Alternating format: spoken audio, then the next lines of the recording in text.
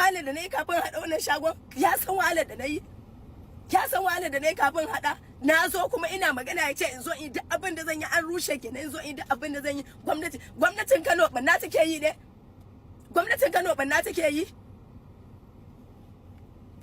Kawai ba a sai in ka an baka abu kai shikenan kai shiru, an cuce ka kenan.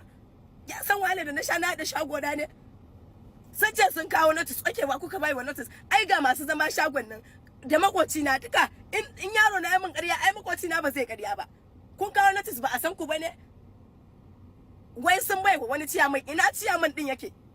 Ciyaman din da suka ba wa notice din nan, don Allah magana su kana Allah, mutane ciyaman suka bai wa notice, waye ciyaman din? Ko ƴan unguwa sun ce ba su san wannan ciyaman din ba? Ko ƴan unguwa sun ce ba su san shi ba? Ku ce kun bai wa ciyaman, mu da muke da shagon, muke da duke mu za ku kawo notice ba ciyaman ba. Sannan notice ya fara daga 1 month, kun ce kun bai wa ciyaman notice jiya suka bai wa ciyaman din notice. Ka ji mun fa wannan abin rashin adalci ba. Na rantse da Allah idan ba a biya ne ba zan taba yafewa ba, duniya da lahira, wallahi tallahi ko wallahi ba zan taba yafewa ba. Baka san yadda business ina, how business ina meant to me ba, da za su zo su yi min irin wannan bannan.